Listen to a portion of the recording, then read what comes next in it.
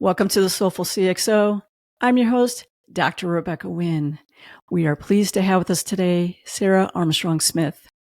Sarah is the Chief Security Advisor for Microsoft, working with strategic and major customers across Europe to help them enhance their security strategies and capabilities. Prior roles included being the Group Head of Business Resilience and Crisis Management at the London Stock Exchange Group, the Head of Continuity and Resilience, Enterprise and Cybersecurity at Fujitsu, and leadership roles at EY and AXA. She has been on the front line of many major incidents, including IT failures, data breaches, and fraud. She is a fellow of the British Computer Society, recognized as one of the most influential, inspiring women in technology, a highly sought-after speaker, writes numerous articles, and has written 2 books, Effective Crisis Management, a robust A through Z guide for demonstrating resilience by utilizing best practices, case studies, and experiences, and her latest book, Understanding the Cyber Attack Mindset, Build a Strategic Security Program to Counteract Threats. Sarah, it's great seeing you again. Welcome to the show. Thank you, Rebecca, for inviting me. You have a vast background. How in the world did you even get started in cybersecurity? What did that journey look like? Did you study cybersecurity in college? No, not at all. I really didn't know what I wanted to do when I was at school. And when I came out, I didn't go to university. So a lot of people think, oh, you must have just had this career trajectory that went through university and you had it all planned out. So my very first job actually was working in a fraud department. So I was actually doing fraud on fuel cards, funny enough. And it really just got me interested in the insider threat. So that's how I started on the people side of security, why people do what they do. But it didn't pay the bills. So I ended up working for a water utility company. And it just so happened to be the late 90s. And I was invited to work on this new IT program. And that just happened to be the Millennium Bug. And my role in that job was looking at what tests had to be done on the stroke of midnight. So all the recoding and designing of IT systems. And I kept asking, what if? Yes, but what if the call center doesn't work? What if you can't get people into the office? What if the IT systems fail and it's a water utility? So what if we can't get water to people? And I kept just saying, what if, what if, what if?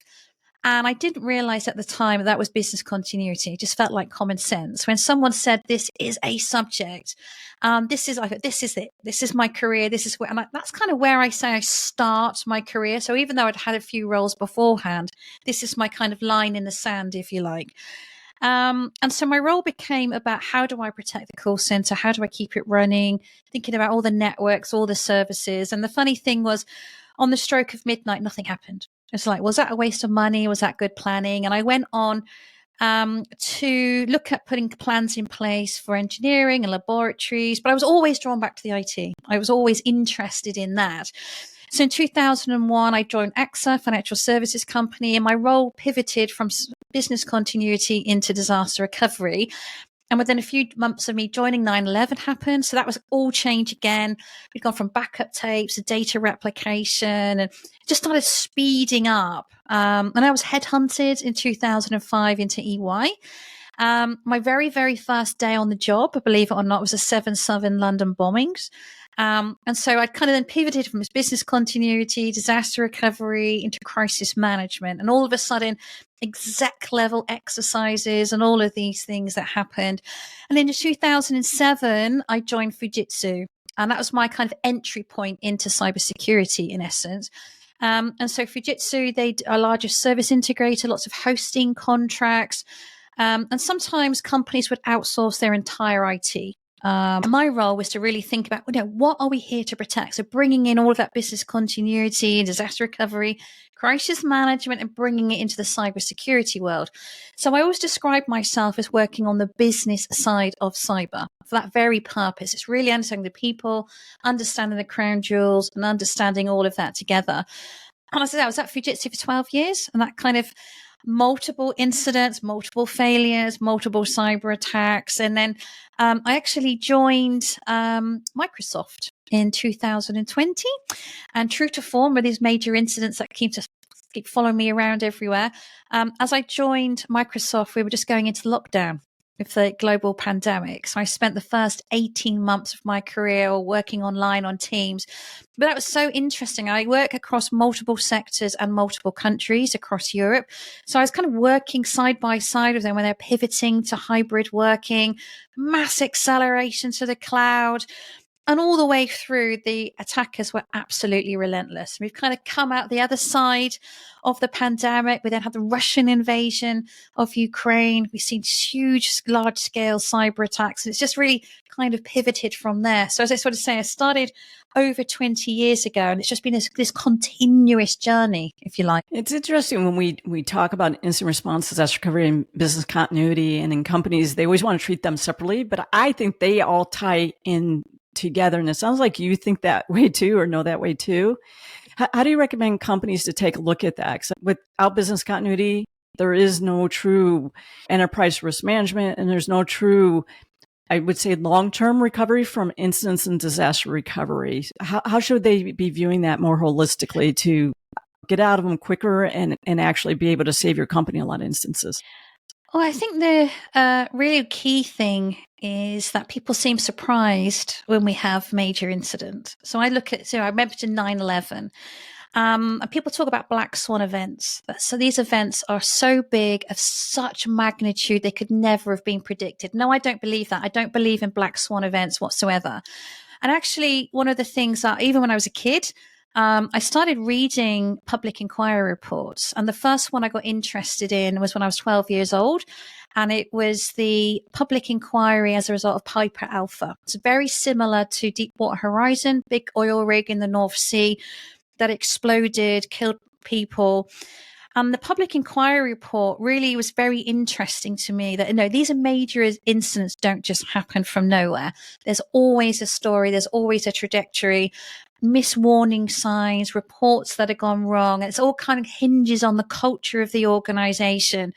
And it kind of just really dawned on me with regards to the fact that how bad does it have to get before we take proactive action? And you mentioned my first book, Effective Crisis Magic. It's really looking at that. So I've picked some of the worst events in the last 20 years. So the 9/11, Colonial Pipeline, Deepwater Horizon, even the pandemic itself, and even the recent pandemic. This is not the first pandemic we had. We had one 10 years ago, and that was the H1N1 pandemic. But we're always surprised. Lessons get asked. How did we get here? And so that's really important to really think about some of these major incidents, really learn lessons, and what do we have to do to make a proactive change? And that's the real bit that I'm really trying to emphasize to people, because if you keep repeating the same problems, you're just going to have the same mistakes, the same incidents, but arguably they're going to escalate. They're just going to get bigger and bigger until we repeat the cycle. We're going to be here a few years down the road. There's going to be another industrial accident, another cyber incident, another huge scale incident where we're going to be back to square one again, asking the same question. One of the things I like to do here in the United States is I look at the congressional hearings and read through those. And a lot of people don't, but I read the ones that are from the House and from the Senate, because they usually have to do a very deep dive. And one of the things I see common thread is where, people didn't want to believe somebody, or they're afraid to speak up and say something because they're afraid to, the whole victim blaming. I tell people, even though people want to say the root cause is a human, I like to look and say, why didn't that human speak up? Why was there not a chain of command? Were they fearful that they lose their job if they say something? Was it basically, beaten out of them, for a failure of a better term, that speaking up doesn't get rewarded? And I think you should reward people to speak up, and people should be more free to be able to say, guys, I see this. It just doesn't seem right, look right. Because I think your gut really tells you more times than not that something's off, but people don't have those lines to be able to say that or feel like they can say that. Do you see that as well too? Absolutely. I think there's two parts to that. There's a victim blaming and the scapegoating as well. So I get really wound up even when when we talk about cybersecurity, people say the users are the weakest link. It's very easy to blame people. Whether it's a blame person that clicked on the link, or we have a major incident, let's throw this CISO under the bus as a scapegoat. But actually by doing that, it doesn't change anything. And I think that's a real challenge, is we've got to really have a good hard look at ourselves and have introspection. And that introspection is not a very easy thing to do. But actually, when we think about if someone did make a mistake, they clicked a link, whatever they did, it's because the process does not work or the technology behind it doesn't work. So in this day and age, we have to assume compromise. We have to assume failure. We have to assume with the best will in the world, all the training and all of the things, people are going to make mistakes. People are going to do it. Some people just don't care, so expecting them to care really then comes down to how well or not your organizational culture is. And I think a really great example is you just alluded to, Rebecca, is the fact that what happens if something doesn't feel right? Someone's applying pressure. I've noticed something that's wrong. I've done an audit and there's all these reds and ambers, but it's a repeat of the same one I did 6 months ago, a year ago. What is your attitude when people give you that information? So do you welcome it with open arms and say, oh, thank you, this is a real opportunity to learn, real opportunity to make change? Or you just kind of go, oh, well, we'll just put it under the carpet and with everything else and hope no one notices? Because people start to see that pattern. And then why would I hold my hand up? Why am I going to put my head above the parapet only to be shot down or only to be ignored? And the problem then is not only the fact that these things scale into a major incident, but also you're more likely to have a whistleblower. And it gets to a point where I'm so fed up. I keep saying the same thing. I keep getting ignored. I know these problems are out there and I don't feel like anyone's listening to me. So who am I going to tell? Now, we've seen really good examples of this historically, particularly in the military and various different things. And it's incredibly dangerous when they take to social media, a journalist, even a regulator. And I think this is the problem. And it really does stem from, as I say, the culture of the organization, the culture as it stands today. But what are we going to do about it? What's the culture we want ultimately? Yeah, I always find that interesting too. And a lot of times those who do speak up, to be honest, are the first ones that are on the layoff list. And I tell you, those are the people that you need to keep. Those are the people who, to me, you always have to look at their attitude, but most of their attitudes, they really want to be on the greater good of the company. And those are the type of people who you want to see, right? They're really the true analysts, right? When they go ahead and see things along those lines. I know I was at a company doing a stint on consulting with them for 6 months as a vCISO, as they tried to determine what they really wanted to do with their company. And basically almost my first day, they ended up, we're doing that annual tabletop exercise, which I'm totally against doing the annual, check the box tabletop. But all of us, they didn't have any playbooks. They just went ahead and selected a bunch of people who basically had titles to be as their incident response team. And then all of a sudden they came up with this, like, we got ransomware attack, we have this, we do that, and all that kind of stuff. And then like, okay, Rebecca, you're the CISO. Now you lead the incident response team. And I'm like, okay, well, look, who here is in charge of networking? Okay, what's happening on the network and stuff like that. Then they got mad at me. And I'm like, your people in the room don't even have a playbook. You're not recording this. They don't know who controls the architecture. What does the architecture look like? Is that even right? Where should we go for it? I go, my whole thing is that first thing you might have to do is unplug, but I need to know who can pull the plug, right? So how do you suggest that people actually go about, when you're creating an incident response team, that you recreate the team responsibly so that you can set them up for success? I think the main thing to think about, I think some people have a plan and they're so rigid to that plan. It starts at A and goes through to Z. And when it goes off piste, they don't know what to do. They're so stuck because they're in this rigid plan and it must work to this plan. And I think that's one of the dangers, is having a really regimented thing that doesn't really help anybody.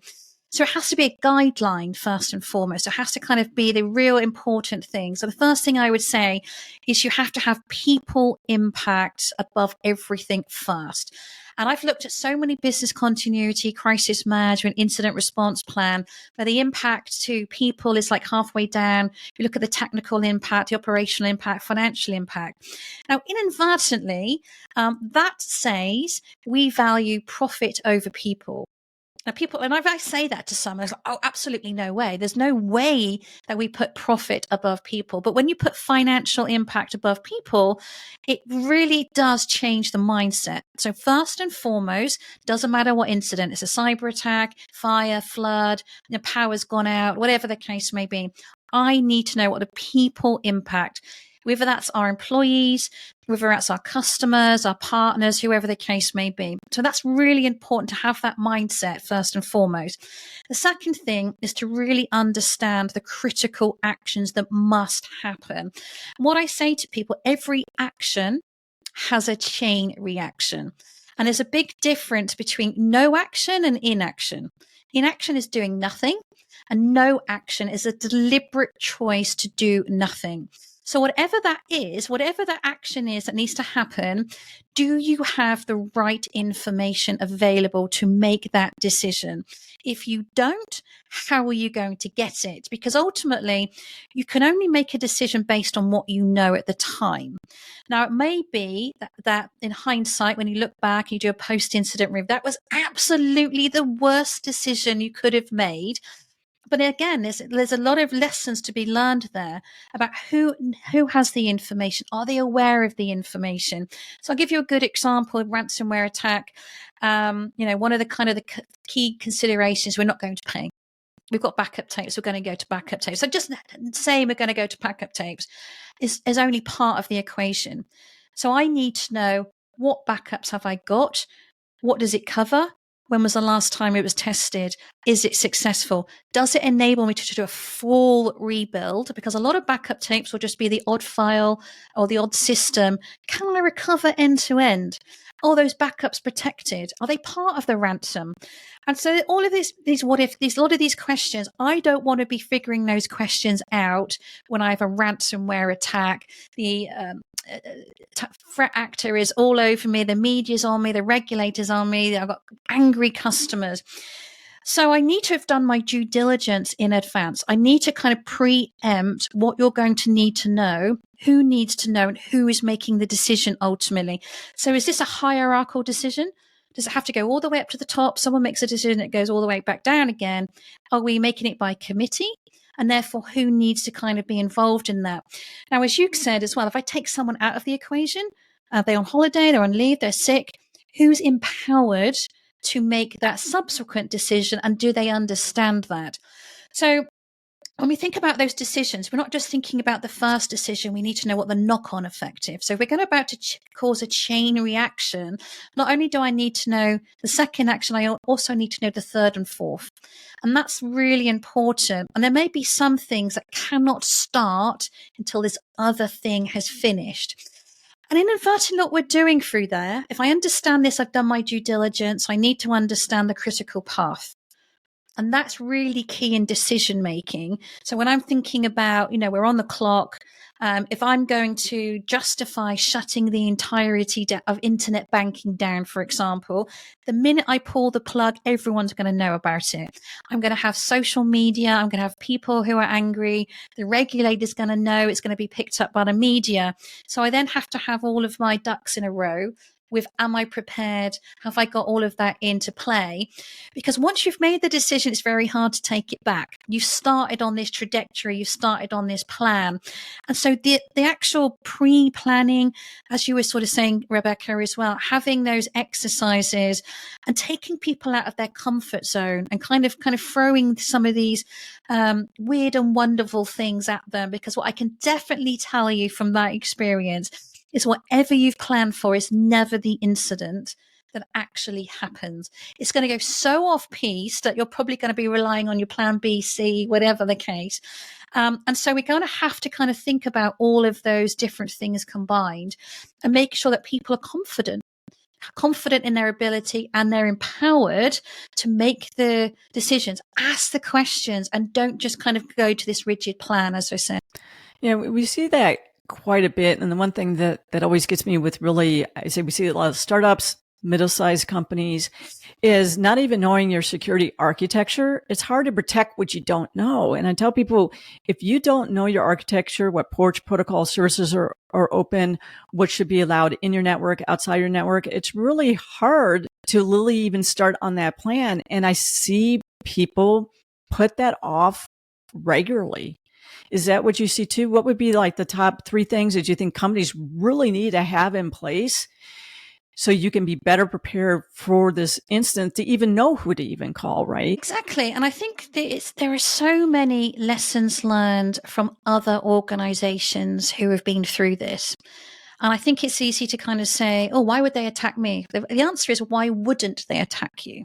So the first thing is to have that assume compromise, that assume failure mindset that we were talking about. So the best will in the world, the technology, you might have outsourced all the training, you still have to assume a threat actor is going to be able to get in. And if they can get in, what can they do?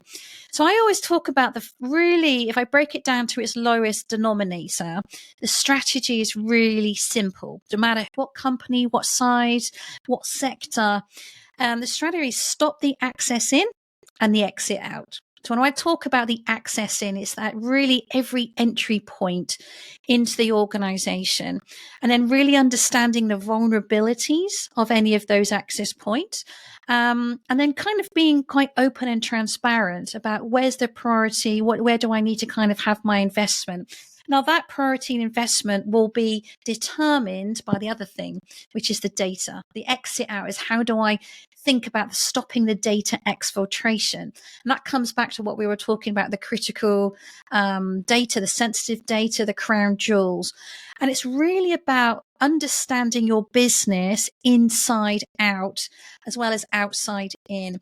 And I kind of get frustrated when a lot of people say, no, the attacker understands your business better than you do. How can that even be? This is your organization. They're your processes, your technology. It's all of those things. And so you really then kind of have to have that kind of internal reflection about where you are today, where you need to be, where those gaps are. What are you going to do about it? Because we don't have an infinite pot of money and infinite resources. As much as we'd like to have this magic wand and buy lots more cool technology, that's not realistic. That's not how we work in the real world. But it is really important that if we assume you can get in, what is that? If you think about that center, the crown jewels, if you like, how do I work backwards? Where is it? Who's got access to it? What are the controls that I need to have? And that's where we build that kind of layers of defense, in essence. And you kind of almost think about the Tower of London, if you like. So the crown jewels are right in the middle. But before you can get anywhere near that, you have to go through umpteen walls of defenses. There's parapets, there's high walls, low walls, all of these things. And further you get to the core, arguably the more monitoring, the more defenses you need, because if they get that to that point, they are going to steal whatever they come in for. So there's so many opportunities to stop that access, to stop them laterally moving, gaining a foothold, kind of doing all of those things. But I really would say at the lowest level, understand identity and data is the kind of the 2 core principles. We've talked about looking at every incident you have, even if it's a power outage or something like that, and what lessons you can learn. And one thing I notice when I look at companies is when I look back at incidents or disaster recoveries, I fail to see that. I don't see that they do a lot of those after action reports. And I say in a mindful way. They might have one person who's like, hey, the power was off for 3 hours. It came back on, whatever. And basically almost says it that way. Instead of looking about, how do we react as a team? Did we have the right people? Did the backups who were here because someone was on PTO, did they know what to do in a timely manner? And really using them as a training session. Why do you think people are constantly not doing that? Bigger companies might do that a little bit more successfully than smaller companies. But I tell people you're missing it. Those are training you for the bigger event that's going to happen at some point in time. Yeah, absolutely. I think it's more a case of wipe the brow, weren't we lucky, and move on. But what I say to people is, you need to treat a near miss as a gift. So even if the power did come back on, it wasn't as bad as we expected. We really need to treat it as if it did, because this incident, whatever that incident, has hit you in some way. Now, if we're going to take that to the next degree, let's use it as a brilliant exercise. Let's take it and say, well, what if it didn't? What if this had gone on for one day, 3 days a week. And if you'd have thought about before the global pandemic, we would have never have thought the global pandemic was going to go on for a couple of years, let alone. And so I don't think anyone's pandemic plan sort of said, well, let's see how we're going to pan out from 2 years from now. We always assume we're going to get things back up and running as quickly as possible. And I've seen so many plans, and I'm sure you have, Rebecca, where they're so simplistic, even some of these exercises, even like your scenario with the ransomware and my example of the backup tapes. People just assume I have backup tapes, we're going to recover, everything will be back up and running tomorrow morning, happy days, the end. And as we know, that is not the case at all. And so really it is incumbent on us to learn from those that have been attacked, to really understand what went well, what went wrong. If in hindsight, if they look backwards, what were the telltale signs? And that really means us all being open, all being transparent, all being willing to share. So when we do have these things, rather than going, I hope nobody noticed, weren't we lucky few? And say, put it under the table, put it under the carpet with the rest. Actually say, do you know what, we had a near miss, guys? Oh, let's learn from it. Let's actually get all the people around the table, not just in our own organization, but as an opportunity to bring in others from the same sector, whatever the case may be. Because you know what, guys, they might be after you. You might not be as lucky as we were. But the other thing, which I think is really important for us to get across as well, is the reason why it was a near miss could be because your plans worked. Your technology did its job. And I think it's really important to celebrate that. Actually, we did really good job here, guys. Really, really good. We need to celebrate that. So I think we need to look at it from both perspectives. What do we learn from a near miss, but actually take the victory as well if things are working as it should be? Yeah, I agree with you. I think, it's interesting. One of the things I think that I come across, I do know that I come across way too often is that we do a lot of things in the cloud. We partner with a lot of big companies. Maybe it is Microsoft or someone like that. And they're just going to handle it for us. And I tell everybody there is a shared model. You cannot rely just because you are working with a lot of other companies that you're going to be okay, because those other companies also might have a cyber breach that takes them down. And we've seen that over time when people have Facebook and stuff like that, they've gone down, and that's how you handled all your customers. And now what? Because now you can't get business in because they got attacked and they had to go offline. How should people handle that more mindfully as people are less so running their own data centers and having other people manage them, but have the attitude that, you know what, someone else is going to handle it? I think that's way dangerous today as well. Well, I think the beauty, as you said, Rebecca, of the cloud is it is that shared responsibility model. So you're moving away from being responsible from all infrastructure, all architecture, keeping it up to date. So when you move it into the cloud environment, the cloud service provider or the SaaS service provider takes on a level of responsibility. So at the infrastructure level, the kind of patching goes away. I mean, patching is still required, but that is done by the service provider. So as you kind of go further up the chain, so if you get into SaaS services, and obviously the application becomes the responsibility of the service provider in terms of the coding and everything else like that. That being said, and it does come back to one of the things I said about what's really important. However, looking at those cloud services and the service agreements that you may have, two things to bear in mind. You're always responsible for your data, and you're always responsible for what your users are doing with that data. So it really comes back to exactly what I just said. Identity and data is really core. Now, the cloud service provider, the application service provider will no doubt have a number of inbuilt controls that you can take advantage of. But it's really incumbent on you to understand how they should be set, how high, how low. And when something goes wrong, as you sort of said, so if you're getting an alert or something's not working right, something looks a bit strange, again, you still have to be accountable for what your business is going to do about that. So yes, you've got huge opportunities to take advantage of tech and emerging things that are coming out, AI, these cool new models and everything else. But you still cannot transfer that risk over. You're still accountable ultimately for your people and your data, and having the right process around that. So there's things you can take advantage of, but I think that's really core to the conversation we're having today. Well, unfortunately, our time has totally run short. I want to thank everybody for joining us today. Please go ahead and make sure you like, subscribe, and share this, and give us your comments and tell me who else you might like to have on the show. Also, please subscribe to the Soulful CXO Insights newsletter that is out on LinkedIn. Read through the description of the show where you can have Sarah's contact information. You also have links to her books as well. Sarah, thank you so much for coming on the show. You're an inspiration, and I love having strong, great women here in technology.